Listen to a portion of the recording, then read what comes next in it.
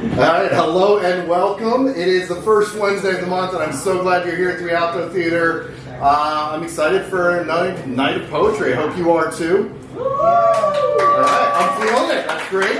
Keep that energy going. Give that to our featured poet, also to the open mic folks when they come up as well. I met today's feature at Slam in Cleveland, and Bam was there too. We were just talking about that. And this feature was packed. Mo Grace came up from North Carolina for this, and Sugar Water Baby, who's featured here, was there, and Eric Odom, who's featured here, was there. And so I came up. Partly, I love supporting Temple Passion events because I always put on great shows, but I had specific poets I was really excited to hear. More than that, I'm sure there's plenty of I need to go back and look. But I had not yet connected with Galaxy. I had no idea who Galaxy was. And Galaxy came on the stage and was phenomenal the whole night, won the entire slam. And I filmed it, so we started connecting on Facebook, on Instagram and passing the footage back and forth. And yeah, and then eventually we got to the point where I was really excited to invite you here. And I'm excited to hear your work in a different setting than a slam. Right. But yeah, I love seeing lots of videos at this point in time. So I am really excited to welcome to the Rialto Theatre, Galaxy.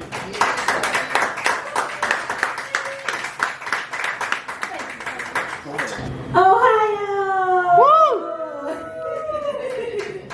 I'm here. How y'all doing today? All right. Good, good. Okay, so my name is Galaxy. I'm so happy to be here today. Thank you so much for the incredible introduction. I'm so excited to do features because, like Keith said, I do a lot of slams. And if you don't know what a poetry slam is, it's basically competitive poetry. You write a poem, and then you go up in front of a group of judges, and try to beat other people with poetry. And it's like the weirdest type of thing, but I enjoy it so much. It's really fun. It's like a little sport. So, but the thing I like about features is I actually get to breathe. I get to talk, and I get to meet everybody, and I get to show a little bit of personality. So I'm happy to be here with y'all today. Y'all happy to be here? Yeah. Good. I had a long trip to get here, and I'm super excited. So let me just tell y'all a little bit about myself. So my name is Galaxy, as I said before. I'm from the west side of Detroit. That's important. That is important. If you're from Detroit, is you have to specify. And just in case you wanted to know, the west side is the best side. So that's where I'm from, born and raised. I started doing poetry in college.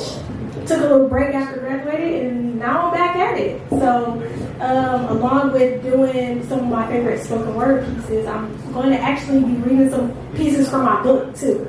So, I wrote my first book almost a year ago. Actually, like the anniversary is coming up at the end of this month for the 1 year anniversary for my book. It's called I Love Myself More. It's right over there. So we'll be able to talk about that. But we're going to get into some poetry. Now, before I get started, I always like to talk to my audience and let y'all know something. I need y'all, okay? It's not about how many people we have. My sister always said this. It's not about how many people, it's about having the right people. So you don't need a lot of people, you just need the right people. And if you're here today, that means you are the right person. You're here. In this space, we're here together, we share this space, so it was meant to be. So, the only thing I ask is just for a little bit of energy. Yeah. That's all I need, just a little bit of energy. So, we're going to do a little practice before we get started to make sure we know what's going on. First of all, this is going to be like a call and response. So, if I say, how y'all feeling today? Somebody can say, great! Woo! Exactly, yes. I'm feeling great. That's fine. If I ask a question, feel free to answer because we got time. Usually, I'm constrained to 3 minutes. Today, we got time. We got time to talk. So anyway, other than that, you know, when we go through the poems, you might hear something that you like. You might hear something that resonates with you, and the basic response for showing a poet that you really like the words that they're saying is snap it. So let's practice. Yep. Okay. Good. Now. Sometimes you might hear something that's really thought-provoking and very clever. And you're like, wow, that was really nice. Now, the sound that people make when they hear something like that, exactly, it's kind of like when you take a scoop of your favorite dessert, that first bite, and then you make that sound. What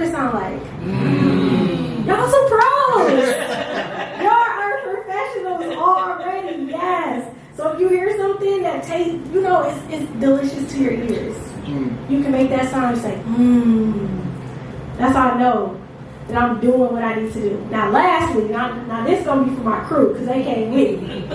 I need, when I hit something and it's real good, they be like, yeah, girl. Exactly. These my hype. This is my crew right here. I got my mom, my sister. So they don't geek me up. I need a little. It's empty.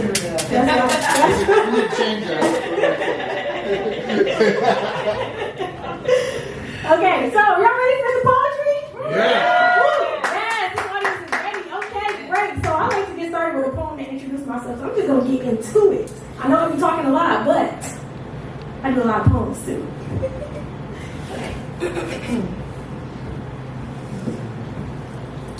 My name is Galaxy. I'm the second of 5 children, about 5 feet tall, and my weight fluctuates anywhere from 0 to 200 pounds on any given day. I'm just over 30, and I've never written a poem about myself. I have more alias than a private investigator, more profile pics than a man with 3 side chicks, and I still don't know exactly who I am.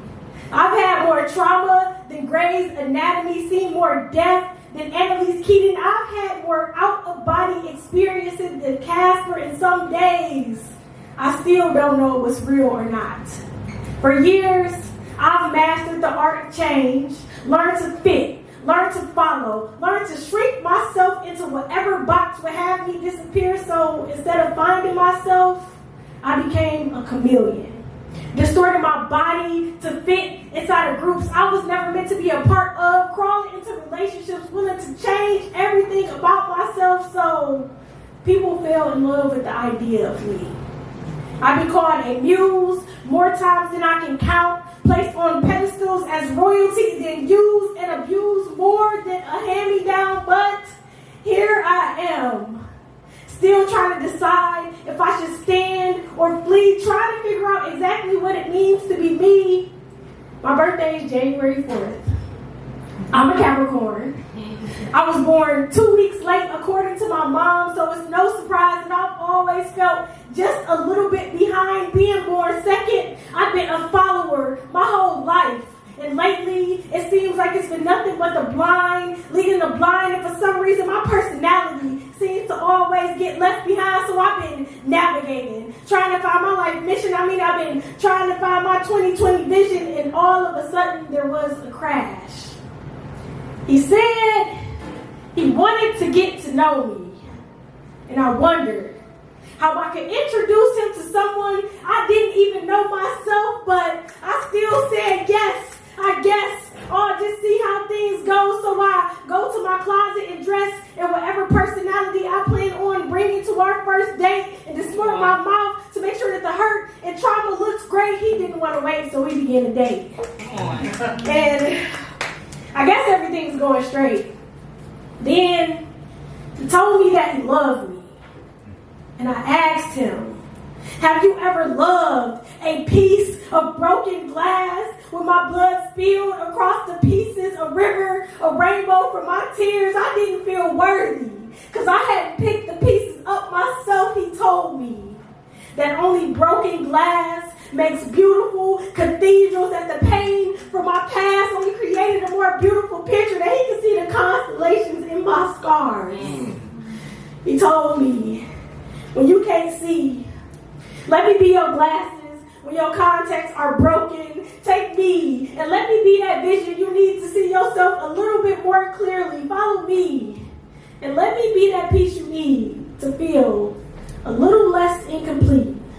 So now, when he tells me that he loves me, I believe him because he was the first man that had the courage to see me before I had the courage to see myself. Thank you. All right.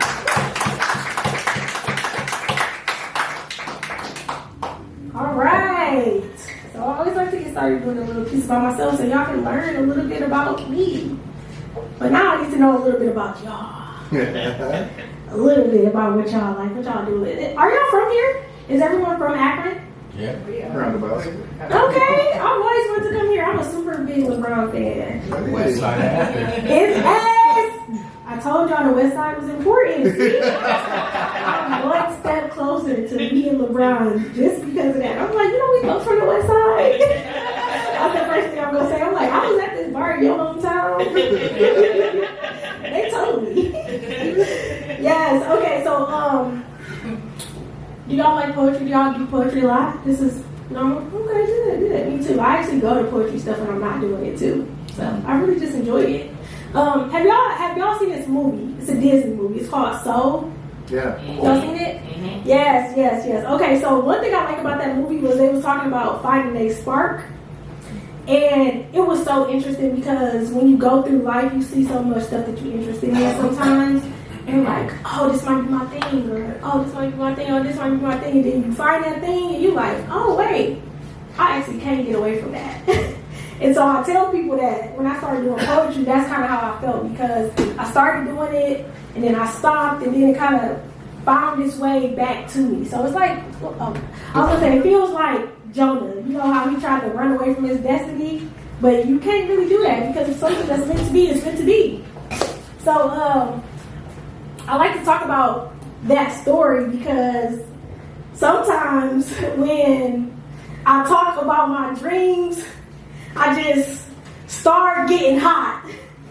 And if I try to suppress this gift that I got, I start feeling a warm sensation, and I don't know what I'm capable of. When my blood starts to boil, it's like my body is a matchbox. Trying to avoid a strike, I pick up a pen and boom, a blaze is ignited. And now the Inferno inside of me is starting to burn. Got gasoline dripping from my sweat glands. I'm combustible. Been writing so much heat that I birthed a fire sign. I'm ready for abundance to shower me like brimstone. So I'm turning my words into flames. Spitting hot fire like my name is Dylan. So yeah, it's lit. I'm willing to walk through all type of wildfires for my dreams. So when people burn bridges, I'm starting to feel like I'm at home now. Like my city, I'm already a phoenix, reborn from the ashes. Learn to breathe fire like a Targaryen. Call me Daenerys, because I'm coming for the throne now. Even if I have to do this alone, this ember and me is inflamed, and I'm starting to reach my boiling point. I got Fire Nation affiliation. My throat chakra only spits fireball jutsu, so now I'm feeling like the heat miser,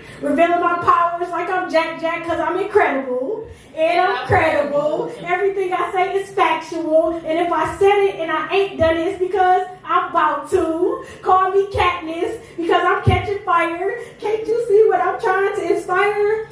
They call me a spoken word artist because you got to go back and listen to the words I spoke to remember all the analogies I wrote. Come on. And then that sparked something. Come on. I'm sorry. It's starting to get hot here. Y'all better call Nelly. I'm starting to feel like that Alicia Keys song because this girl is on fire. Sorry. My gift is starting to erupt on stage where I'm trying to give you pieces of me so you can feel this third degree, but my love language is lava. So I guess you can consider this fireside poetry. Now we all getting campfire cozy. Got the crowd bonding over this fire. Giving you classics like Confessions, track 6 burning through lyrics like laser beams scorching through every obstacle until I'm convicted of arson. It must be some type of fever, because the fireman said I'm hotter than 100 degrees, but you know what they say. Stars don't shine, they burn. So I guess you can call this warm up. I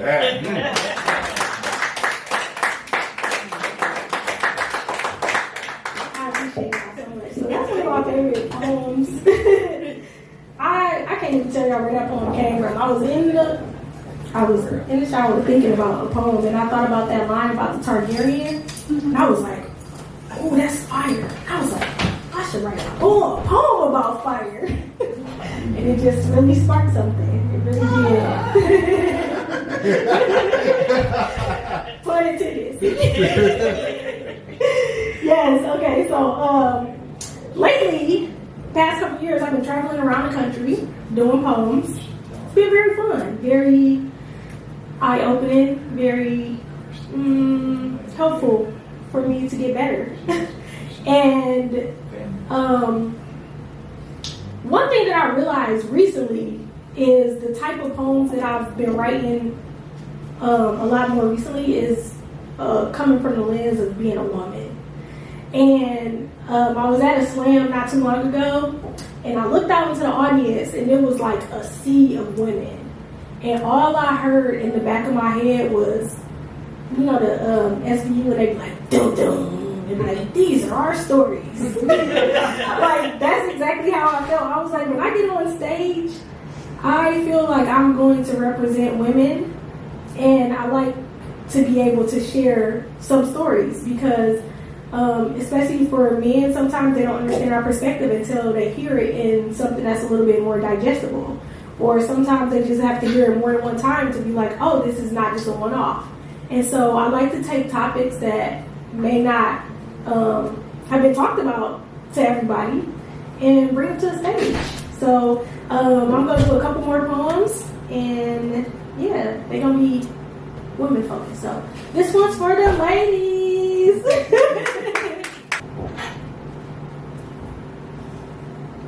At my big age, I can confidently say that any man who has asked me for my number has gotten it.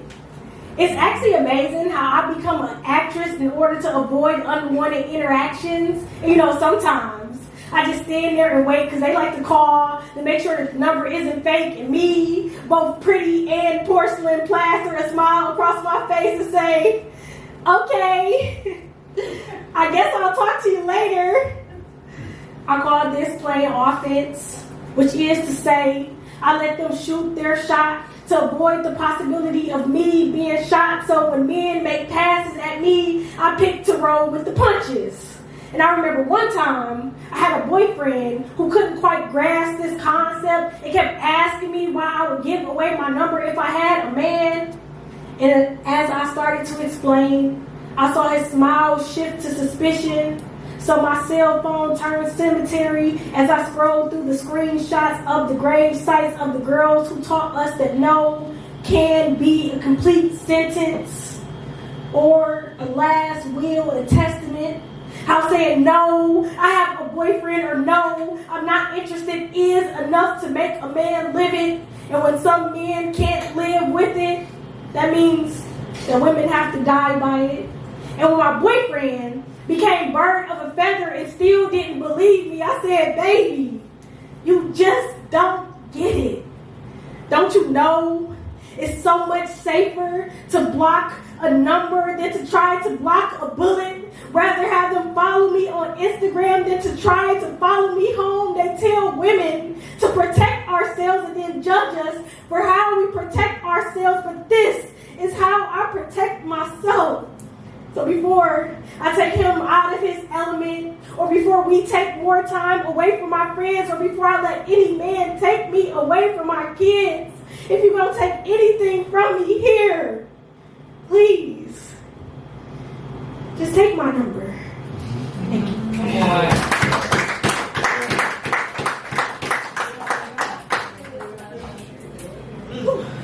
All right, so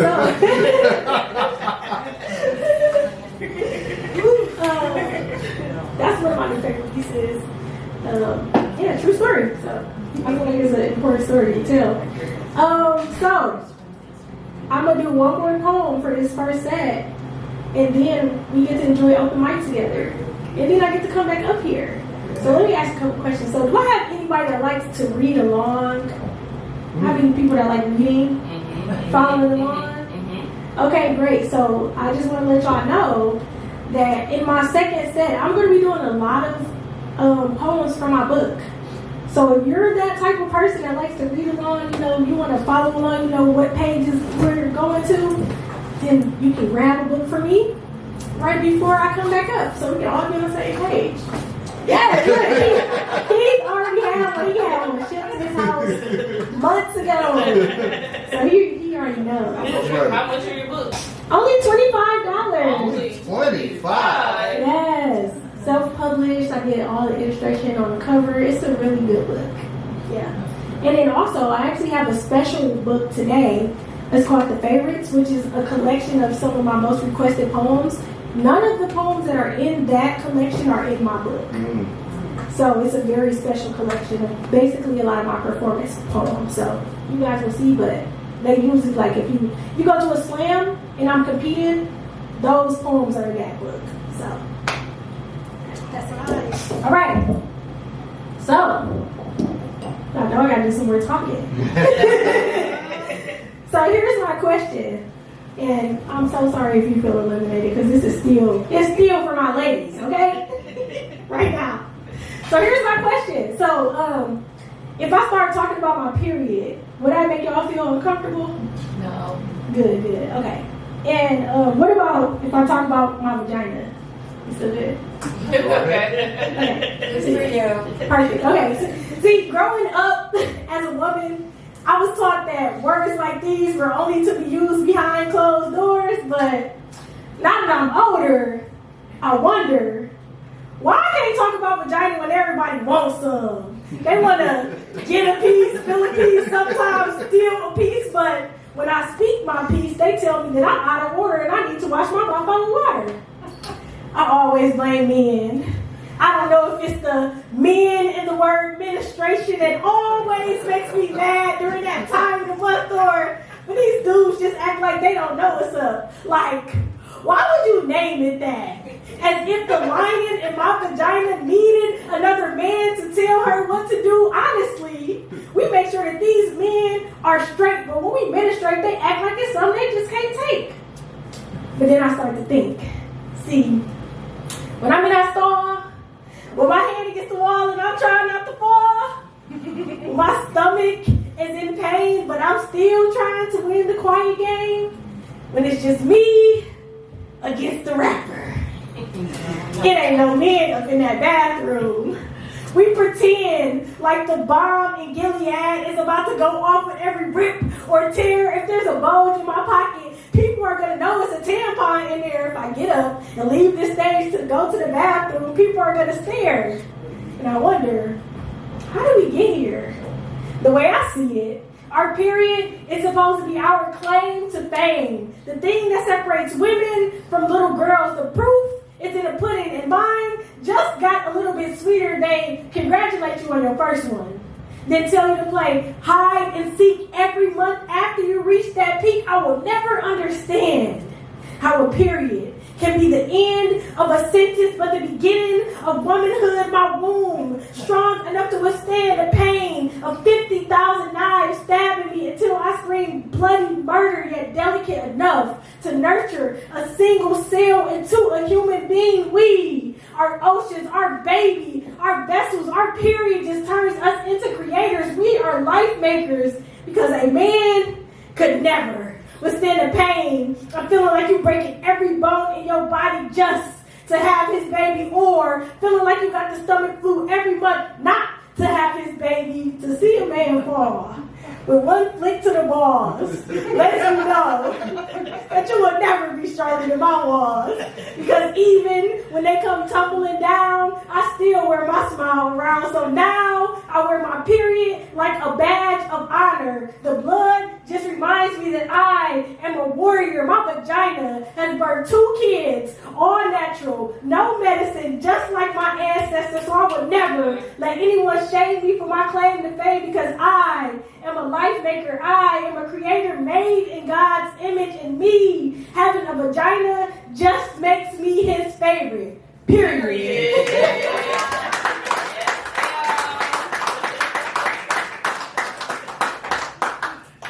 Please come check me out over here. I got some period shirts too, so if y'all was doing that, I got some shirts in. Yeah, okay, love y'all. Yeah. Give it up one more time for Galaxy. All right, y'all, you ready for some more poetry? All right. Thank you, Galaxy. And everyone else, appreciate that. All right, so first up to the open mic, one of the reasons this event exists are these 2 people right here and the person right behind them. Just 2 conversations back to back where Seth, the Rialto Theatre co-owner back here, right here. I was chatting with Seth. He was talking about how this stage has just been trying to, newer stage up here. They've had a stage in the back for a long time. And talking about trying to use it. And then I was over at Steve and Theresa's house. They're talking about how they hadn't featured since, this was years ago, but a couple, 3 years ago. No, we just did 2, so 2 change. But he hadn't featured since COVID, and they used to host a really cool event in Akron, and I was just like putting all this together and like, what if? So the reason this existed is to start getting them back on stage, and then I just thought we could make it a monthly event, and we have. So we're a little over 2 years doing this. So first up the mic, one of the very first features for this event, please welcome Steve Brightman.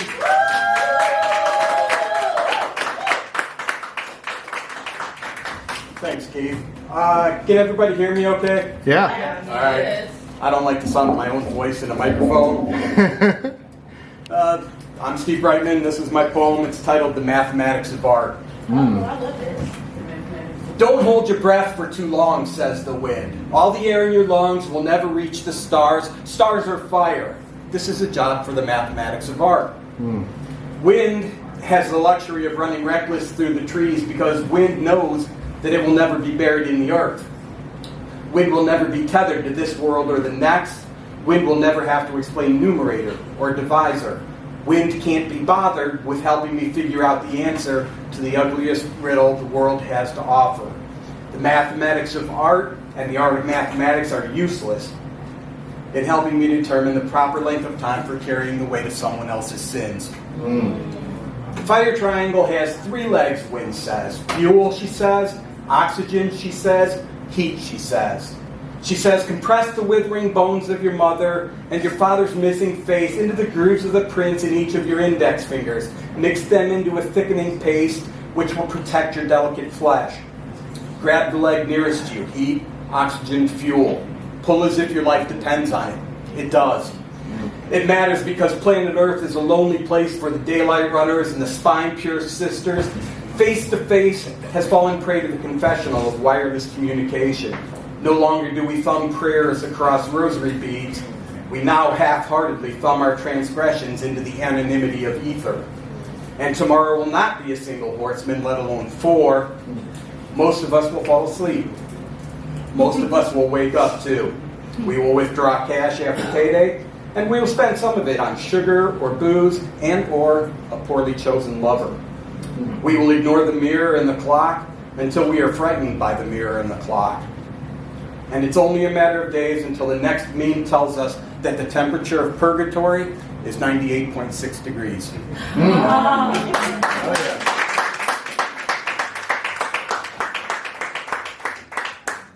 Thank you, Steve. Thank you. Excellent. So, I got specific instructions. They did a joint feature together, and I had very specific instructions that from Steve that I don't follow Theresa. And that is continuing to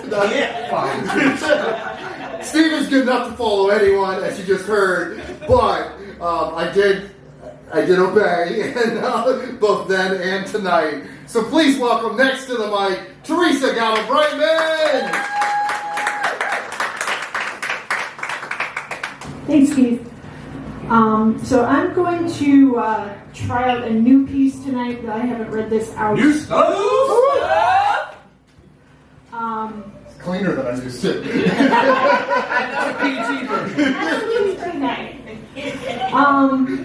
So I'm going to give a little bit of background on this. I'm part of an exhibit that's going to be at Summit Art Space on October 4th, starting October 4th, where we are interpreting sites around Northeast Ohio that have been reclaimed by nature.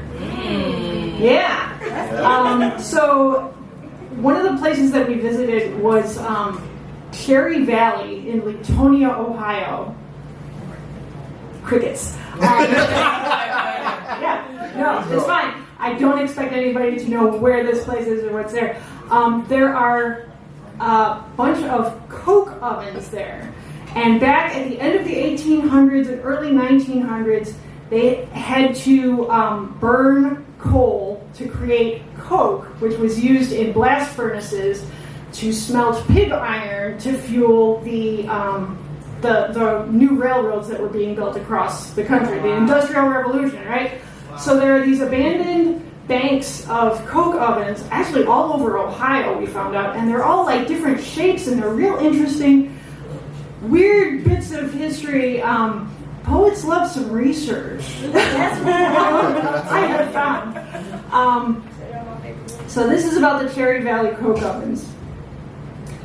The road to technology, paved here at correspondence, coal mines, rail spikes, shovels and shovels and shovels and stone, soot smear smiles into mortar brick scrape stack, round and round into turtle shell, into coneflower, into dunes with heavy-lidded eyes. Become a millionaire in 90 days, building your own pickaxe to pig iron, end-to-end supply chain, feeding that railroad, western expansion, frontier forge, reconstruction, steel boom to iron horse, buffalo extinction equals marble mansion, tycoon barons. Listen to the Cherry Valley coal cough company town. Let me try that again. Rewind. Listen to the Cherry Valley coal cough company town. Light pollution, red hills, smog, mineral rights, curtaining stars, peeking through circular smoke vents with acid rain trickle down, 24/7 operation, 250 tons fired every day, every day, every day. Franco-Prussian war depresses black lungs in the bank vault, paying for empires. Blast furnace bust town, sitting only 14 miles from East Palestine, Ohio. Coal miners gone, coal cars gone, coal babies gone, the red glow of Cherry Valley gone, 1,000 people in less than 100 years gone. Blackberry thorns now thread through the crumble. Ferns hide in damp corners, thin green mold climbs the dome walls, and furry mullein tuck points in brick dust. Straw bale scatter shelters more than mice and cottontails, but at least we can see the stars now, peek through the century-cold oven vent. Smoke out, stars in, smoke out, stars in. A galaxy stretched across our arms. Thank you. Woo!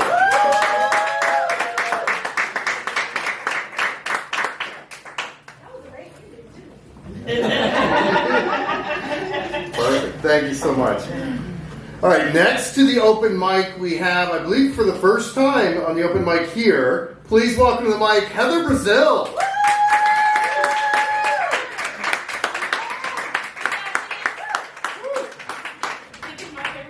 Oh, I'm so glad. I like pink too. Big fan, but yellow.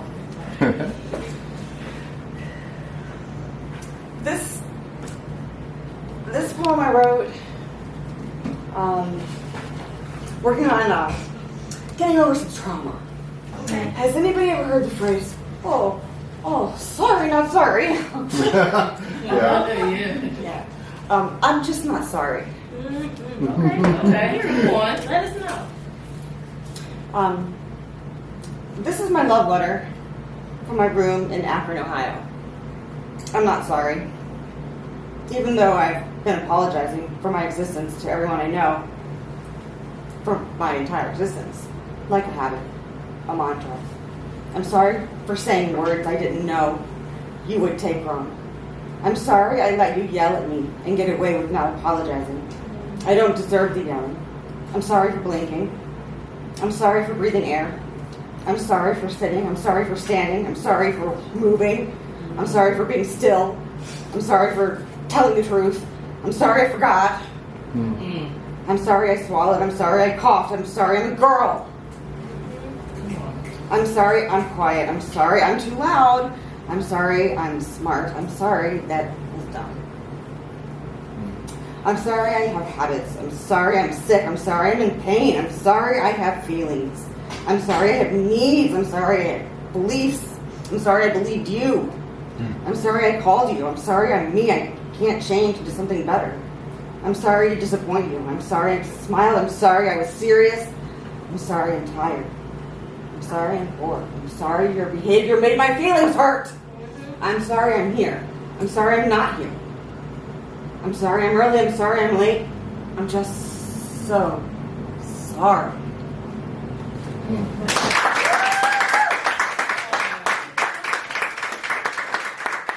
All right. Thank you so much, Heather. Yeah. Come on.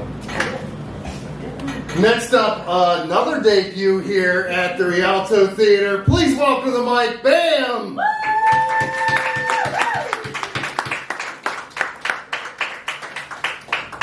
All right, now. Yeah. Hey guys. I know you like the jersey. Not as much as I like your hair. Oh, thank you, right? why not? So my name is Bam. I just so happen to be Galaxy's sister. I'm her older sister / best friend, and it's my bestie. I'm so happy to come and support her and everything that she does. So I'm you so were proud of leader. her. Yep. Leader of the pack. Glasses. Okay, I'm the leader of the pack. So my name is Bam. I am a visual artist. I'm a painter. I don't typically do poetry, but art is art, and creativeness flows through my whole family. So art it can be anything, and anything can be art. So BAM stands for not only my name, because I couldn't say Amber growing up, so it was just BAM. But BAM also stands for Because Art Matters. So that is the company that I have, and I influence people to create no matter what, because art matters. Nothing in this world exists without art. So I influence anybody in any space to keep creating, because nothing exists without art. So Can we find you on Instagram? Where can we find you? shout out to my mom. She's like, where can we find you? Are you gonna drop your socials? Finding Bam on Instagram, like Finding Nemo, but you find me. I am going to do a piece. I am not sorry, right? Okay, of being a part of the LGBTQ community, and I try to string myself in places sometimes, but I'm learning to kind of stand proud. So I'm going to do this piece today that is a crowd favorite in Detroit when I do poetry. I haven't been on the mic in a year, so shout out to me for getting back out there. And it's called Bathroom. Okay. To the lady who chased me into the woman's bathroom yesterday, hello.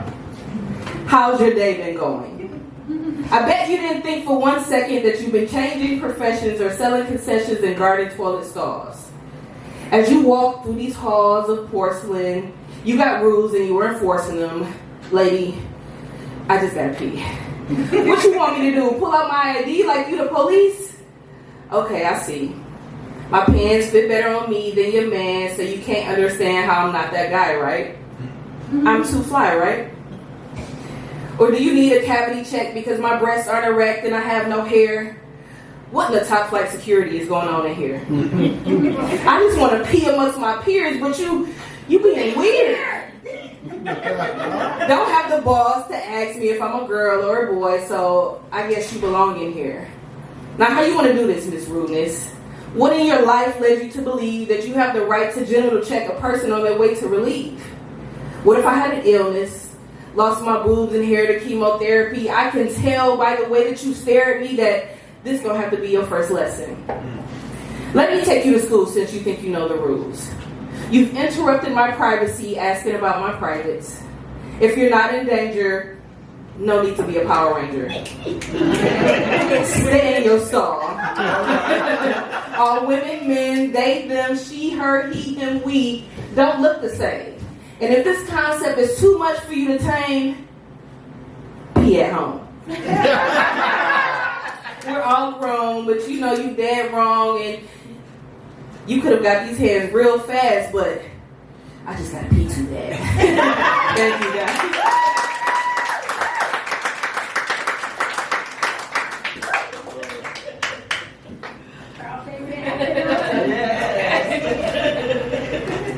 All right. Thank you so much, Bam. Thank you. Yeah, glad you came up. All right, if we have no one else joining the open mic, I'll read a couple for you, and then we'll get Galaxy back up here.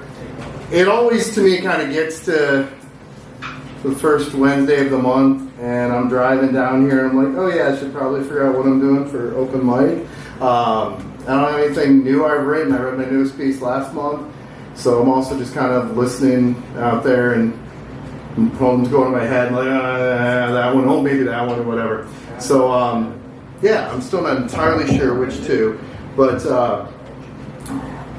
I'll start with this one. Galaxy did a lot of pieces, for the ladies, for women, and from a women perspective, and this was intended to be that. So I'm chatting with my friend Dion. This was a while back. We're having this really long conversation, and it was just, sexism rearing its ugly head again, and going through the details, and I'm like, you should write a poem about that, because Dion's a fantastic poet. And she's like, you should write this poem. So it became my poem instead of her poem. But yeah, sometimes guys need to hear from guys too. So this piece is called Consensual Candy. The taste of sugar, sweet to the lips. Sugary satisfaction, confectionery ecstasy. Candy land should be candy heaven for all who choose to indulge. But a straight man in a candy store is too often a bull in a china shop, oblivious to his surroundings and careless in his destruction. Double dipping, double standards, grabbing handfuls of hypocrisy. Mocking her sweet tooth with names meant to degrade for the same sugary desire he prides himself on. Candy slut if she consents, candy prude if she denies, set up for ridicule regardless of her choice, as he attempts to shame her for wanting what he himself desires. Not the most intelligent of candy connoisseurs, this bull of a man, as candy is consensual, and if she declines dessert, he'll have only the distant memory of the taste and his own sticky hands. Yeah. All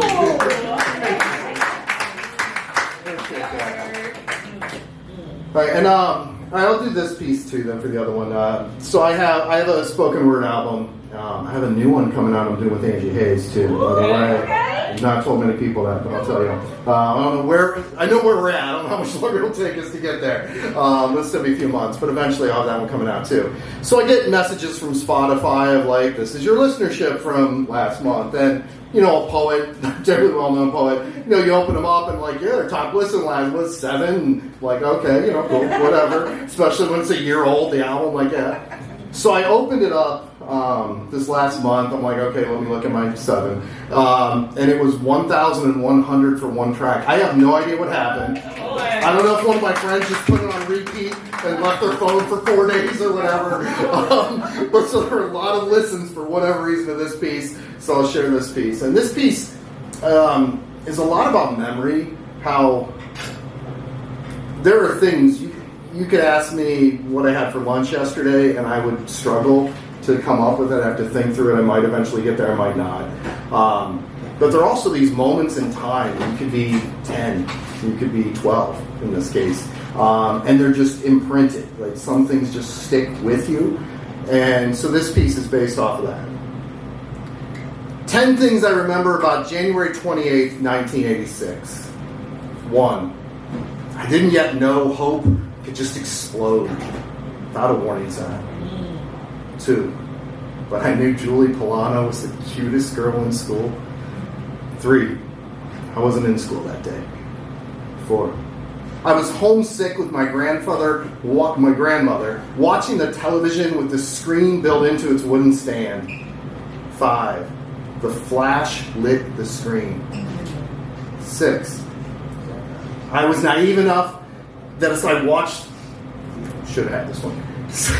I was naive enough that even as I watched the rocket burst into flames in front of my eyes, I believed it was only a test run, because it couldn't have happened if people were on board. 7. My grandmother had to tell me I was wrong. 8. My illusion was not the only thing that shattered that day.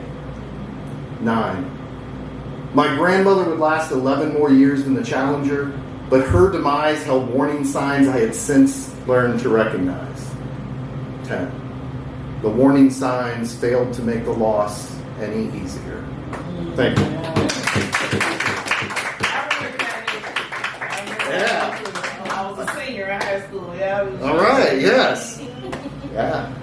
And so it's really cool. Like, you know, you get, some of them are like public collect. Like, that's a big enough memory for those of you who were around at that point in time. And I know I have some friends in the room who were around and some that were not. I'm not speaking to where you personally fall, but, you know, it's probably one of those that you do remember. And there's certainly, you know, several of those. And there's those just personal memories. Like, I have one memory of my grandpa chasing me around on 2 legs. One memory of my grandpa walking on 2 legs as he's chasing me around to punish me. It's the one, deservedly so, I believe, in retrospect, but still, like, it's the memory I have of him running on 2 legs, walking on 2 legs. So, thanks for listening. Appreciate all the open mic. How are y'all doing? Are you ready for Galaxy to top the night off, or do you need a few minutes in between? All right, let's keep this rolling. So please welcome back to the mic one last time your feature for this evening, Galaxy.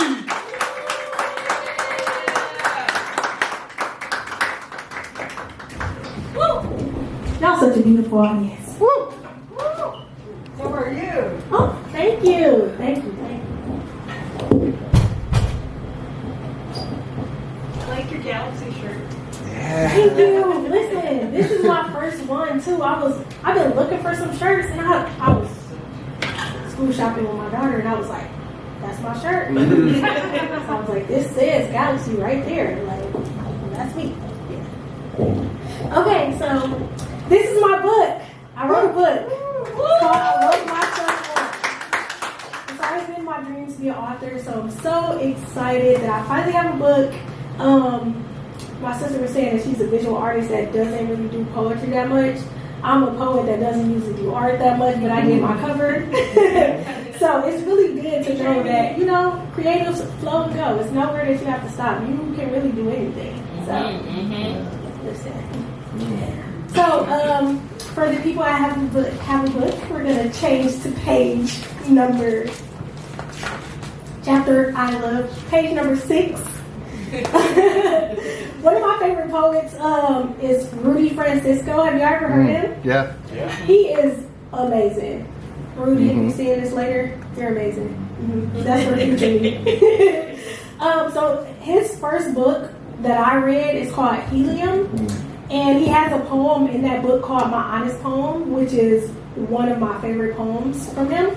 And so I was writing my book, and I was almost done, and I was like, something's missing. I was like, something is really missing. And I was like, you know what? I need to introduce myself. I was like, I need to let people know a little bit more about myself. So I wrote an honest poem as well, and this is actually the first official poem in my book. Like, the other poems are small, like haikus, things like that. But this is the first official, like, free-form poem that I did. So it's called My Honest Poem after Rudy Francisco. My name is Galaxy. My mother didn't name me that. I love sunflowers and sunflower seeds. I also think that's kind of weird.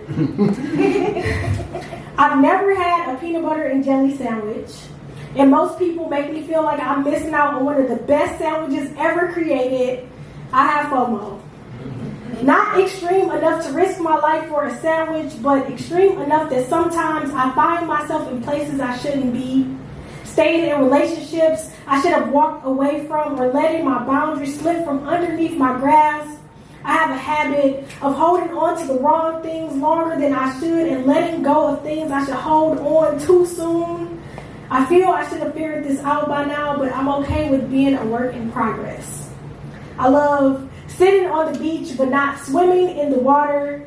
Football is my favorite sport, and the Lions will win a Super Bowl before I die. Clock it. I think a line from one of Rudy's poems is the best description for my life. I think about getting the quote tattooed every day, but I don't. For the fear of the criticism I may receive at the end of the day. I say that to say, sometimes I care more about people's opinion of me than doing what truly makes me happy. I talk about being broken in my poems because I always give more of myself than I can afford to lend, and certainly more than I receive. So I attract broken men, ones who need my help to heal or thrive, while ignoring my signs of distress signals. I've been on this cycle for so long that sometimes I fear that my heart has turned cold, my tears will turn glacier, and my walls will never be penetrated. I pretend I'm okay in my poetry because it's easier that way. I'm often afraid of showing my true colors so easily, but I'm also afraid of hiding behind similes. I say honesty is the best policy, but I hardly have any poems that are truly about me. Hi. My real name is Ashley. I love telling people that I'm 5 feet tall. My birthday is 10 days after Christmas, and I'm a Capricorn. I don't know if I still believe in true love, but I do believe that there is a perfect partner for everyone, and no, I don't think it's the same thing. When I look in the mirror lately, I'm finally starting to recognize myself. I'm still a work in progress, and this poem is just a part of my practice. All right, I gotta get into y'all business. Ask some questions. So this book is a journey. So like when I tell people what it's about, they're like, "What is this book about?" And it's really about being in love, losing love, finding love again, and then learning to love myself more. So I feel like I was just. I hope y'all can understand this because this explanation is gonna be real urban. But I was talking to somebody that was playing in my face, and that had me in my feelings. And I was like, I need to get all these emotions out. So I was going through like a situationship, and it just brought so many emotions, and I was overwhelmed. And I was like, I gotta do something about this. And so the way that I did that was just to put everything on paper. So I say that to say, what's your relationship status? I'm single. Single? Okay. Right. Complicated? Okay. Married? Okay. Complicated? Married? Okay. Good, okay. My situation is a situation. And I'm about to read y'all one of my favorite poems from my book. Yes, this is one of my favorite poems in the book. And I had to specify because the last time I read this poem, someone thought that this was about one person, and it's not about one person. It is a collection of experiences. However, I would like to let y'all know everything is true. This is based on a true story, okay? So, if y'all want to laugh at my pain, I will not be offended. This is a safe space, and this is true story, okay? 10 situations where I realized the man I had a crush on was not my true love. And anyone out there with the book, we're on page 23. LeBron, y'all know. Number 1, he was a Capricorn. I couldn't remember his birthday. I would never forget my true love's birthday, too. I sent him a DM asking, "Are you still here?" He didn't respond. My true love would never leave me on red. 3, he was slow dancing with my best friend in the middle of a party. My true love wouldn't make me come second to a friend. 4, he announced to a small party how bad another girl was when nobody asked him. She was uncomfortable. I was uncomfortable. My true love would never embarrass me like that. 5, he took his mom to dinner on Sweetest Day and not me. He loved his mom more than me, obviously. My true love would never. 6, he invited me to church with him. I wasn't the only girl he invited. Him and the other girl sat in front of me. God said, "What this got to do with me?" 7, during pillow talk, I asked, "I wonder what girls who don't like sports talk about before bed." He proceeded to give me a list of what other girls talk about. My true love would have known that was a rhetorical question. 8, he kissed his ex-girlfriend in front of me. This was a surprise to me. He was already in love with someone who wasn't me. 9, he cheated. I took the blame. I moved on, she moved in. This is how another love story begins. 10, I had insecurity wrapped so tightly to my body that I was afraid to take responsibility. 10, I was so used to my body being shattered that I thought true love was supposed to begin with my heart being crushed. 10, I was looking for love in a man instead of myself. 10, I searched for love in every situation and didn't stick to my standards. 10, I was so interested in fairy tale finishes and fixing my foundation. 10, I didn't love me. 10, if I counted the amount of times I blamed someone else for how a hypothetical situation didn't even begin, this list would never end. 10, taking accountability for my fear of unworthiness was harder than trying to get past the number 10. I think it's time for this list to start over again. Reasons I wasn't ready to find my true love. 1, I finally realized looking in the mirror and truly loving myself before looking for love was the first place to begin. Thank you.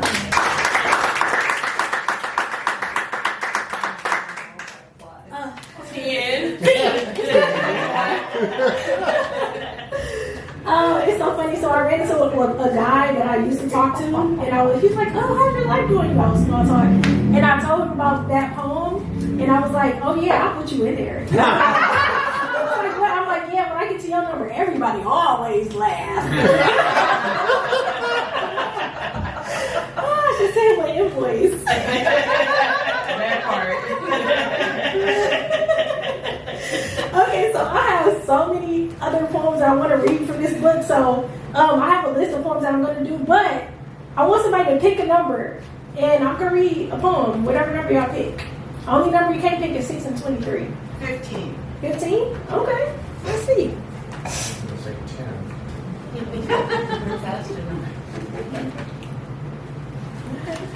Said 15. Okay, 15 is a small poem, so we're going to do one more number too after that. So this poem is called Differences. You wanted me, but I needed you. You taught me the difference between the two. Nice. Right. All right, anybody else want to give me a number? 10. 10?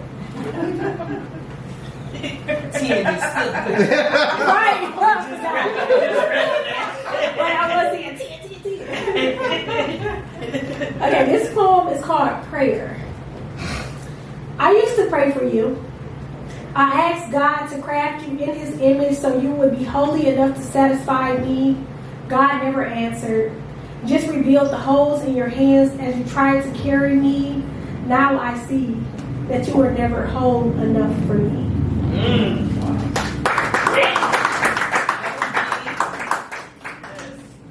All right. So this next poem is for my it's complicated people. Because when you start getting into situationships, y'all married, so y'all don't gotta worry about this. But for the time being, for pretend that you remember back in the day, somebody really, I don't know how long y'all been married, so I'm assuming it's a minute. So, but assume back to your single days. When you get really upset and someone's talking to you, you might text that long paragraph. You got so much to get on your mind. So this poem is for that situation. This poem is called Text Tax. Delete that paragraph. Your words will not bring him back. You wishing he would understand how special you are is not enough for a man who is not enough. Talk is cheap. And he's always had a talent for twisting his tails. Tearing the truth off his tongue tastes like tension. It's toxic to the touch. You cannot text your way into triumph.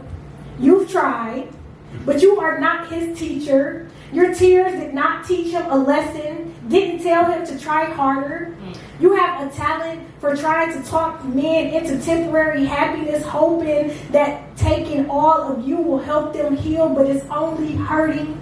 You have a tendency to become their therapist, sticking with them through thick and thin, then trapping yourself in their toxic waste. But not today. Come on. Today, that thread ends. You are no longer under his thumb, no longer tempted by temporary tenants who thought themselves terrific, then used your heart as target practice. The truth is, true love won't make you translate, won't treat you like a toy and then leave you tired of trying truthfully. True love will never tear you down or leave you down. It will talk about tears of happiness, and hopefully when you delete that text, it releases all fears and clears the traffic for true love to appear. Come on.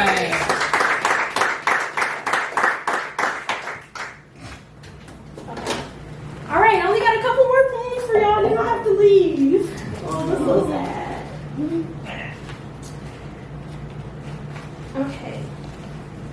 So this is a short poem, which is good. I'm going to do 2 short poems, and then I'm going to do one last poem. This poem is called Göttl. In Japanese culture, Kintsugi is the process of repairing broken ceramic with gold, mending the cracks and breaks in a vessel while simultaneously letting the signs of laceration linger. The gold streaks show a sign of suppressed struggle, now transformed into something incredible.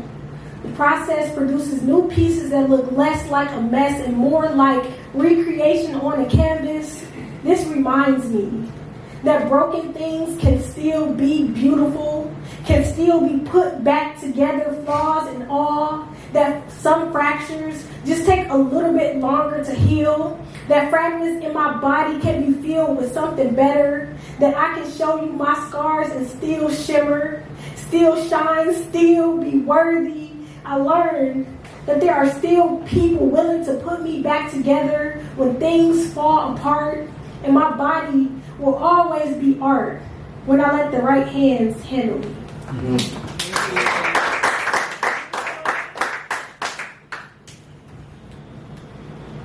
All right, I'm gonna do one last poem for my book.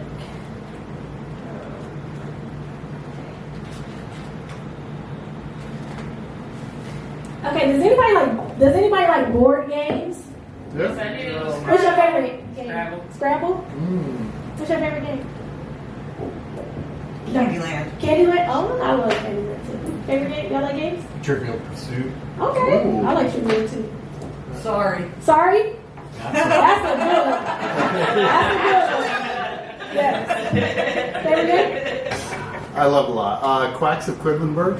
That's what I'll tell you. D or D&D? Is that D&D? It's not, but yeah. My son sent me a little D&D. Okay. I have to check that out. Okay. Well, listen, I want y'all to keep your ears open and let me know how many games you hear with this poem, okay? All right. We connected for a reason, and although the concept of creating a life with you seems like the roll of a dice, my mind can't seem to craft a future without you. It's taboo how fast I feel for you.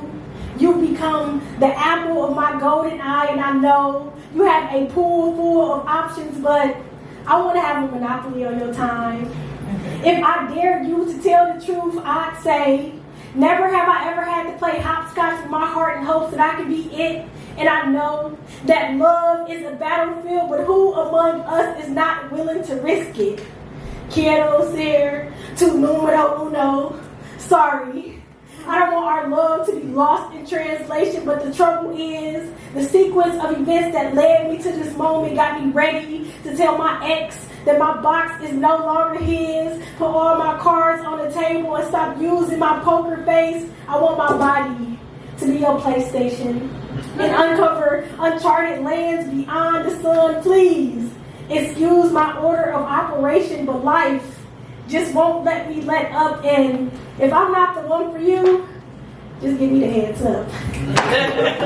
I lost count. It was too many. Well, I really want to say that I had a great time with y'all today. I had a really smooth ride down here, and I enjoyed sharing some poems with y'all, but I do need one last thing for y'all before I leave. I need some help. All right. I am not a singer, Oh. but I have a song in this poem. And so I just need y'all to promise, Scout Sign or Pinky promise, that if you know the words, that you will sing along. I saw y'all put y'all fingers up. I am way less of a singer than you are. But if you know the words, I want you to sing this song with me, okay? I'm out. Okay? Okay, here we go. Go. The more we get together, the more we get together, the happier we'll be. I tried to give a stranger a hug. He helped me manifest something, but he had no idea. So here we were, in the middle of a store. His mask on tight, my mask on right, my arms outstretched, and he said, no. Perplexed by the reason I would ask a stranger for a hug, but understanding the reason he said no, embarrassed, I did the only thing that a millennial who had just been in an awkward situation could do, and I went to Google. I didn't know exactly what I was looking for, but I know I needed to know a little more, so I just Googled hugs. A hug is defined as a term of endearment in which one or more people put their hands around your neck, back, waist, hold each other closely. If more than two people are involved, then it might be considered a group hug.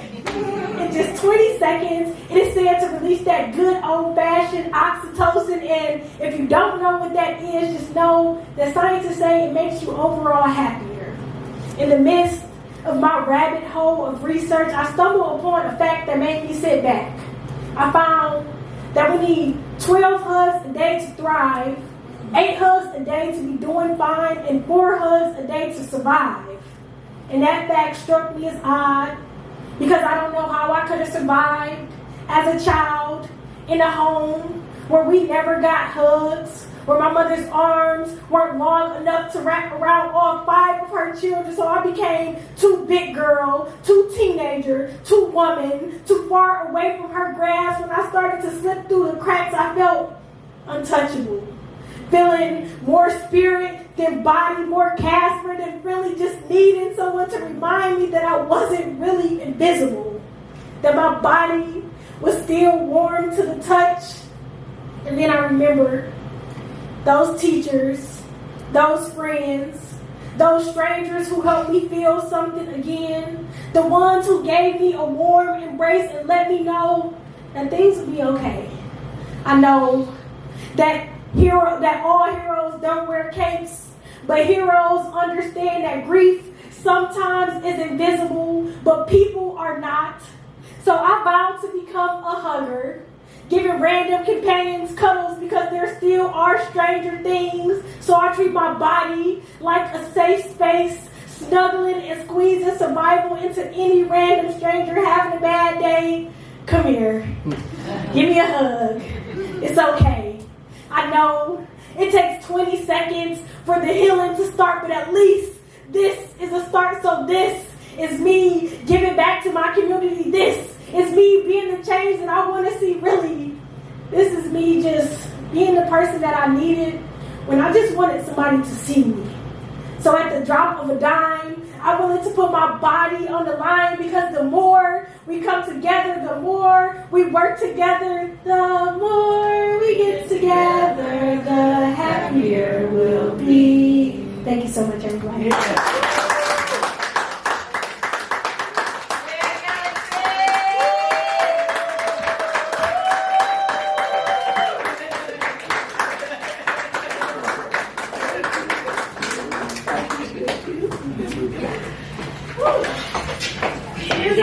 How's that, y'all? Yeah! All right, we'll let you go here in just a second. The Rialto Theatre is amazing. They do all kinds of cool things, including tomorrow night. Jim Ballard, this quiet man tonight back here, is an amazing singer-songwriter. I learned tonight he's got brand new material. He's debuting tomorrow, brand new song. So the first Thursday of every month, easy to remember if you're coming for the first Wednesday of every month, Jim Ballard's here in the back with 2 special guests. So that's tomorrow night. Let's give it up one more time for the Rialto Theatre. For those who joined the open mic, thank you for all of the amazing individuals in the room bringing the energy. And one last time for Galaxy. Thank you, everybody. Thank you.